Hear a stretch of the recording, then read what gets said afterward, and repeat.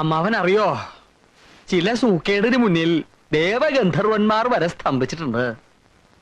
വിശ്വാമിത്ര മഹർഷിക്ക് വയറ്റുവേദന വന്ന കഥ കേട്ടിട്ടില്ലേ അമ്മാവൻ? ഇല്ല. ഹേയ്, ഇതാ പറയണത് പുരാണങ്ങളൊക്കെ വായിക്കണമെന്ന്. തപശക്തി കൊണ്ട് ഈ 14 ലോകങ്ങളും തന്റെ കൈവെള്ളയിലിട്ട് അമ്മാനമാടിയ ആളാണല്ലോ മഹർഷി വിശ്വാമിത്രൻ. അങ്ങേർക്കൊരു കരശലായ വയറ്റുവേദന വന്നു. അപ്പൻഡിസൈറ്റസ് ആണോ എന്നൊരു സംശയം. 33 കോടി ദേവഗണങ്ങൾക്കും വേദന ശമിപ്പിക്കാനായില്ല. പിന്നെ ഇന്ദുമോടെ രോഗം ഭേദമാക്കാൻ സ്വാമി കുഞ്ഞികൃഷ്ണാനന്ദന് പറ്റാത്തതിൽ അത്ഭുതപ്പെടാനിരിക്കണു. അപ്പോ വിശ്വാമിത്രന്റെ വയറ്റുവേദനയോ? ഒടുവിൽ നാരദ മുനി ഒന്ന് മാറ്റി. ഇവിടെ പോയി നടക്കുവോ? ഇന്ദുമോളുടെ രോഗം മാറില്ലെന്നാണോ തിരുമേനി പറയണത്? മാറും, പക്ഷെ ഇവിടെ ഇങ്ങനെ വിളയാട് നടന്നാ മാറില്ല. ഏത് മാറാ രോഗവും മാറ്റുന്ന ഒരു നാടുണ്ടല്ലോ, അവിടെ കൊണ്ടുപോയാലേ രോഗം മാറുള്ളൂ. അതെവിടെയാ? അമേരിക്ക. അയ്യോ, മുറ്റത്തേക്ക് ഇറങ്ങാൻ വയ്യാത്ത അവളെ കൊണ്ട് എങ്ങനെ അമേരിക്കയിലേക്ക് പോവുക? പോണോന്നില്ല, മരുന്ന് ഇങ്ങോട്ട് വരുത്തിച്ചാ മതി. മാഡോസെലിൻ എന്നൊരു മരുന്നുണ്ട് അവിടെ. ഏത് ഭ്രാന്തും നിഷ്പ്രയാസം മാറും. എന്നാ എത്രയും പെട്ടെന്ന് നിങ്ങടെ വരുത്തിച്ചാലോ? വരുത്തിക്കാം, ഒരാളെ വിട്ടാ മതി.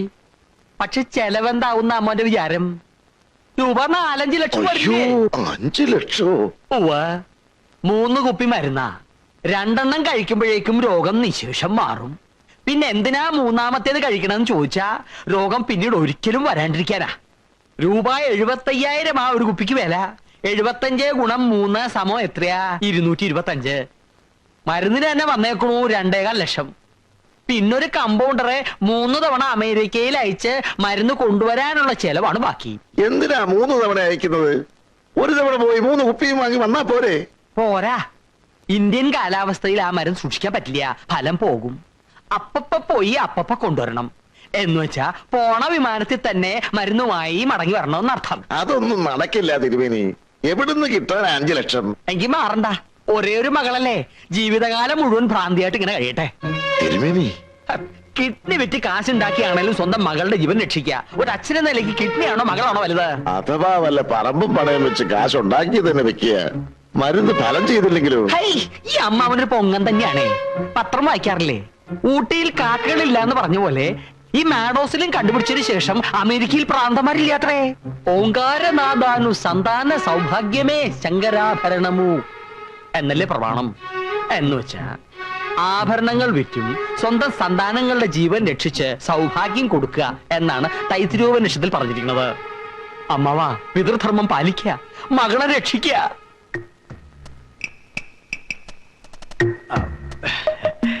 തൽക്കാലം ഈ വിവരമൊന്നും സ്വാമി കുഞ്ഞികൃഷ്ണാനത്തെ അറിയിക്കണ്ട. ഒക്കെ വഴിയേ പറഞ്ഞു നമുക്ക് മനസ്സിലാക്കാലോ.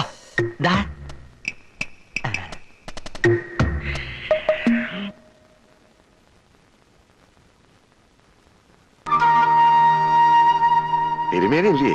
കാലത്തെ അമ്മാവനെങ്ങോട്ടാ പെട്ടിയൊക്കെ ആയിട്ട്? അല്ല, അതിപ്പോ കുഞ്ഞീഷ അറിയാണ്ടാവൂലല്ലോ. അല്ലെങ്കിലും കുഞ്ഞീഷ അറിയാണ്ടൊരു കാര്യം ചെയ്യണത് ശരിയല്ലല്ലോ. എത്രയും പെട്ടെന്ന് എന്റെ മോക്ക് സുഖാവണം. അമേരിക്കന്നോ ഇംഗ്ലണ്ടിന്നോ എവിടെ നിന്നായാലും പെട്ടെന്ന് മരുന്ന് വരുത്തു തന്നെ.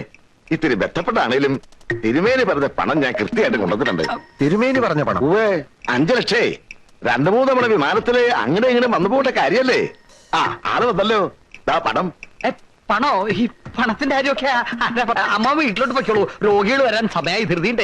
രോഗികൾ വന്നോട്ടെ, നമുക്ക് മരുന്ന് എന്നത്തേക്ക് കിട്ടും തിരുമേനി? അതെ, ഞാൻ ആലോചിച്ച് നോക്കിയപ്പം പണമല്ലല്ലോ പ്രശ്നം, സൂക്കരഭേദമാകാന്നുള്ളല്ലേ. അതെനിക്ക് മനസ്സിലായി. അമ്മാവനൊരു കാര്യം ചെയ്യൂ, ഞങ്ങൾ അമേരിക്കയിലേക്കൊന്ന് ഫോൺ ചെയ്യട്ടെ. ഈ മരുന്ന് ഫാക്ടറിയിൽ എന്തോ സമരം ഉണ്ടെന്ന് കേട്ടിരുന്നു. സമരം തീരുമ്പോഴേക്കും ടിക്കറ്റ് എടുത്താൽ മതിയല്ലോ.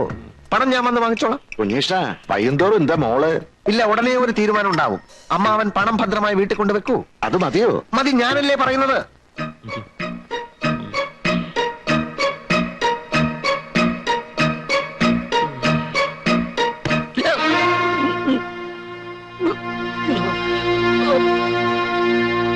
കള്ളന്മാരുടെയും കള്ളക്കടത്തുകാരുടെയും പോലും ശക്തി എന്ന് പറയുന്നത് പരസ്പര വിശ്വാസമാണ്. സംഘം ചേർന്ന് കഴിഞ്ഞാൽ പിന്നെ ഒരു കള്ളനും വിശ്വാസവഞ്ചന ചെയ്യില്ല. പക്ഷെ താനത് ചെയ്തു. ഞാൻ അറിയാതെ അമ്മാവന്റെ 5 ലക്ഷവുമായി കടക്കാനായിരുന്നു എന്റെ പ്ലാൻ, അല്ലടോ? ചതി ചെയ്താൽ ജീവനോടെ താൻ തിരിച്ചു പോവില്ല. വരട്ടരുത്. ഈ ചാക്ക ഒത്തിരി കണ്ടവനാ, കൊണ്ടും കൊടുത്തും വളർന്നവനാ. ഇക്കാലം അത്രയും ക്രോസിനരച്ചും വിക്സ് അരച്ചും ഞാൻ കഷ്ടപ്പെട്ടുണ്ടാക്കിയ കാശ് മുഴുവൻ ആ വട്ടുമണ്ണ് കുളത്തിലെറിഞ്ഞു. ഇനി ഞാൻ ക്ഷമിക്കില്ല. താൻ എന്നോട് പറഞ്ഞിരിക്കുന്ന തുക മുഴുവൻ എനിക്കിപ്പോ തരണം.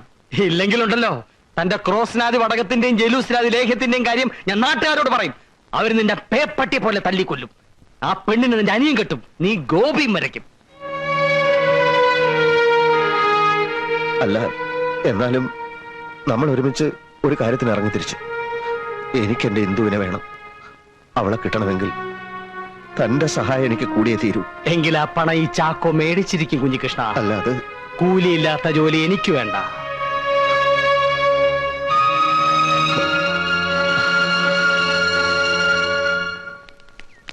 ശിവശങ്കരേട്ടാ, ശിവശങ്കരേട്ടാ,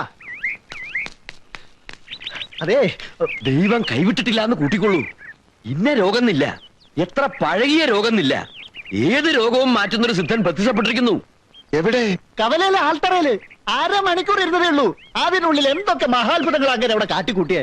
ഇവിടെ കണ്ണാണാത്ത അച്ഛനല്ലേ കാഴ്ച കിട്ടി. ചൊറി പിടിച്ച കുഞ്ഞിരാമനെ ഒന്ന് തൊട്ട് തലോടിയതേ ഉള്ളൂ. ചൊറിന്റെ അഡ്രസ്സേ ഇല്ല. ഇതൊക്കെ സത്യമാണോ? അതാ പറഞ്ഞത്, ദൈവം നമ്മളെ കൈവിട്ടിട്ടില്ല എന്ന്. അതെ, സിദ്ധ ഈ ഏരിയ തന്നെ ഇനി കുറെ ദിവസം ഉണ്ടാവുന്ന കേൾക്കണത്. ഒന്ന് ചെന്ന് കണ്ടേ സങ്കടം പറഞ്ഞോളൂ. എങ്കിൽ ഇപ്പൊ തന്നെ ഇറങ്ങാം. ശരി. ആ, അമേരിക്കയിൽ മരുന്ന് ഫാക്ടറിയുടെ സമരം തീർന്നു.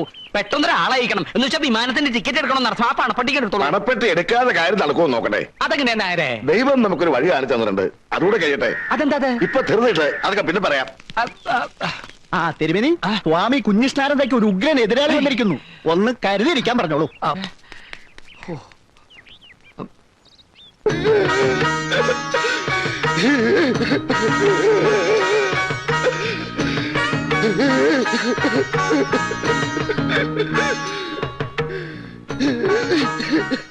എഴുന്നേൽക്കൂ വത്സ, എഴുന്നേൽക്കൂ.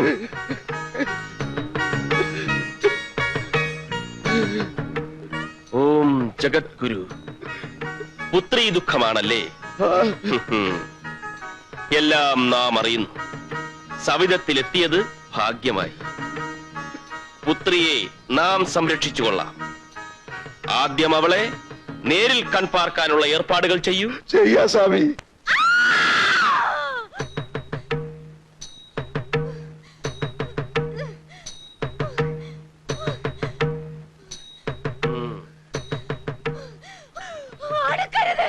ഓം ജഗദ്ഗുരു.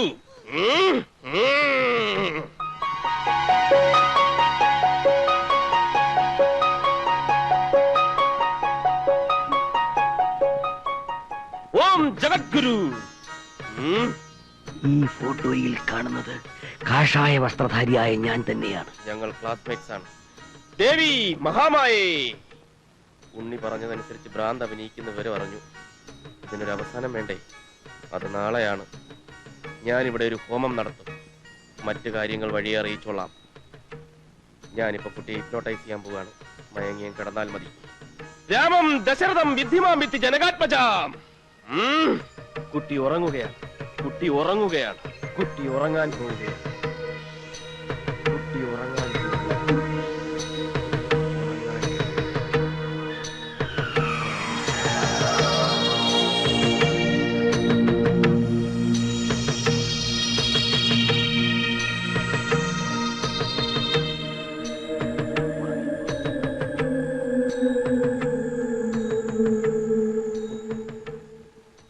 എല്ലാം നമുക്ക് മനസ്സിലായി കഴിഞ്ഞു. ഭഗവാൻ കൃഷ്ണന്റെ നാമധേയമുള്ള ഒരു ചെറുപ്പക്കാരനുമായി ഈ കുട്ടി പ്രണയത്തിലായിരുന്നു അല്ലേ? ഉണ്ണികൃഷ്ണനെ പറ്റിയ അവൻ വിചാരിച്ചാലേ ഈ ഭ്രാന്ത് ശമിക്കൂ. അവൻ നാടുവിട്ടു പോയി സ്വാമി. അവനെ ഈ നാട്ടിൽ നിന്ന് ഓട്ടിച്ചു എന്നുള്ളതല്ലേ സത്യം? സാരമില്ല, അവൻ വരും. ഞാൻ വരുത്തും. നാളെ ഇവിടെ ഒരു ഹോമകുണ്ടം പുകയണം. അതിൽ പൂജിക്കുന്ന ഭസ്മം ഉണ്ണികൃഷ്ണൻ രോഗിയുടെ മുഖത്തെറിയണം. എല്ലാം ശുഭമാകും. നമുക്ക് സമയമായി. എറിയണമെങ്കിൽ ഉണ്ണീഷ്ടം വരുമോ സ്വാമി? വരും. കർമ്മങ്ങൾ ചെയ്യാം. കൂടെ വരും.